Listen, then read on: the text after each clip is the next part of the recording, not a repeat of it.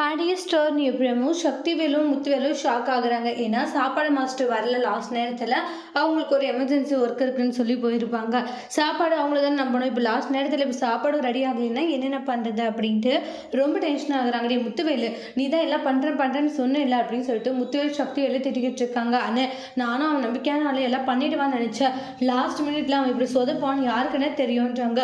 என்னடா லாஸ்ட் நேரத்தில் இப்படி ஆயிடுச்சு, இப்போ என்ன பண்ணுறது ஒன்றுமே புரியலையே அப்படின்ட்டு ரொம்ப டென்ஷன் ஆகுறாங்க. அண்ணா கொஞ்சம் வெயிட் பண்ணுங்கண்ணா பார்க்கலாம். இதே என்னடா வெயிட் பண்ண சொல்கிறேன், இப்போ கொஞ்ச நேரம் விட்டால் எல்லாரும் சாப்பிட வருவாங்க, அப்புறம் நம்மளை கேவலமாக பேச மாட்டாங்க, அம்மா நம்மளை பற்றி என்னடா நினைப்பாங்க அப்படின்றாங்க.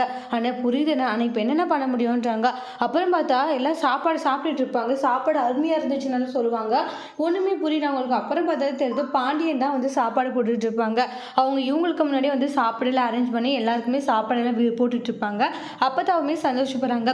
ஆனால் நாம் பண்ணணும்னு நினச்ச விஷயத்தை அவன் பண்ணிட்டானேண்ணா அப்படின்னு சொல்லி கோவப்பட்டுக்கிட்டு இருக்காங்க.